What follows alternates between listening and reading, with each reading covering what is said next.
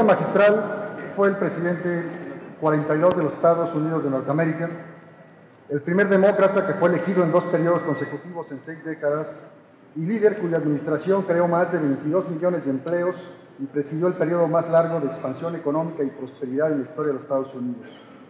Pero hay algunas cosas que podrían no saber acerca de Bill Clinton, el ciudadano. Comenzó una de las organizaciones no gubernamentales de más rápido crecimiento en el mundo. Gracias a su liderazgo, 4 millones de personas que viven con SIDA en el mundo están recibiendo los medicamentos que necesitan para sobrevivir. La iniciativa global de Clinton ha reunido a miles de líderes mundiales, altos ejecutivos de negocios, laureados, ganadores del Premio Nobel de la Paz y pensadores innovadores para tomar acción y resolver algunos de los más apremiantes problemas en el mundo. Por ejemplo, miembros de esta iniciativa han realizado cerca de 2,000 compromisos, los cuales han mejorado las vidas de casi 300 millones en más de 170 países.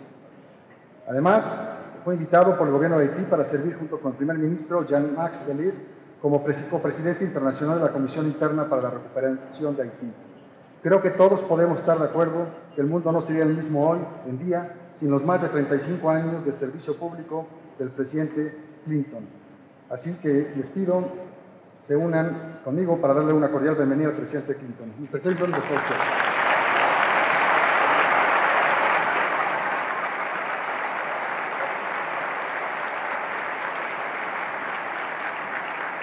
Thank you very much. Thank you for the introduction. Thank you for the welcome. We thought it was funny when we came on the stage and you were all looking back there. Back when I was actually in political life, I would have liked it sometimes if people didn't know where I was coming from. And I could ease on the stage. I'm delighted to be here. I'm delighted to be back in Mexico. And I am very glad to be here. We were talking a little before the opening, and already your leaders have gathered very many interesting questions that bear on the impact of the current financial crisis on Mexico and where we're going and what could happen in Europe and what impact it could have here. So what I thought I would do is to change my opening remarks just a little bit, to try to make them a little shorter so we'd have more time for questions, and to try to put the insurance industry in Mexico into the context of the challenges facing the world today. I have been thinking about this a lot in America because I just turned 65 last year and I'm eligible for Medicare, the U.S. government's health insurance plan. I think about it because in the U.S. we spend the highest percentage of our income on health care of any wealthy country in the world without insuring everyone. I think about it because under the health care reform that the previous Congress passed and President Obama signed, we have a requirement now that 85% of health insurance premiums go to health care. So that this year, Americans have already received over $1 billion in refunds on their health care premiums, so the companies can be down at the 85%. We're trying to manage all these problems. But also, I live in New York, outside New York City, and my offices are in New York, but very near my home is the American headquarters of one of the biggest reinsurance companies in the world, Swiss Re. And they're a partner of mine in many of the projects we do around the world, particularly in climate change. If you want to know how real the threat of climate change is, ask the reinsurance companies, because they are putting all kinds of pressure on urban areas, for example, they work with that are in vulnerable areas to prepare themselves for the changes in the environment that they think are coming. They make a lot of money through reinsurance, and it's been harder to make money in the last 15 years because of the explosion in losses from natural disasters that they believe are related to dramatic changes in the way the earth is working. Insurance basically is, for those of us on the outside of it, about the management of risk.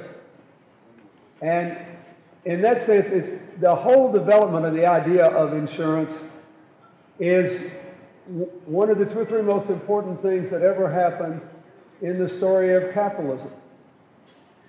The idea that we are all subject to risk, that good things happen to us and bad things happen to us. We make good decisions and bad decisions. We make decisions that are good at the time that circumstances change. And systems that manage risk enable people to do what works best in any society, which is to dream your dreams and work for the best, but always be prepared for something bad. It enables people to have the confidence to take risks.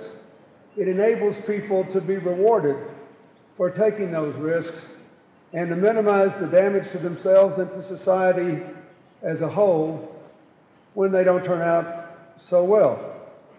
If you think about it, the financial collapse all over the world, even though it took different forms, was essentially a failure of risk management. Financial institutions all over the world were issuing mortgages of all kinds without adequate capital to back them up. So that when there was a failure, as inevitably would happen, the whole system was in danger of collapse. And in the U.S. and elsewhere, the government had to move in to save the financial system. And then, because the effect of it was so traumatic, almost nobody wanted to take any risk at all anymore. And we found ourselves in the slowest economic period across the globe since the Great Depression. So, what does all that mean? Mexico seems to be doing pretty well. I notice consumer confidence is at the highest points it's been since the financial collapse here. But in the world as a whole, this financial collapse is a cautionary tale. It shows us that the modern world is full of promise. I mean, look around this room, drive down the streets of Mexico City. It's a different city than it was when I first came here 40 years ago. It's a different city than it was when I came here as president. You have achieved international acclaim for doing so much to clean up your air in one of the biggest cities in the world, and how you've managed growth and environmental investments. You've rebuilt the downtown area. I went to your wonderful new art museum that Carlos Slim built last night, and I felt like a 6-year-old child. I wanted to just run around in the circles and try to figure out how the architecture worked. But the world we live in has some very large problems, which you see inside the border of Mexico, in the relationship with the United States, and in larger relationships with the world. By and large, all the problems that we face collectively can be put into 3 categories. For all the rising prosperity, there is still a great deal of inequality within countries and across national borders. You see the inequality in Mexico and you try to come to grips with it. But in the world as a whole, half of the people on earth, 7 billion now, live on about $2 a day or less. 1 billion people go to bed hungry every night. 1 billion people have no access to clean water. 1/4 of all the deaths on earth are from AIDS, tuberculosis, malaria, and infections related to dirty water. 80% of the dirty water deaths, children under 5.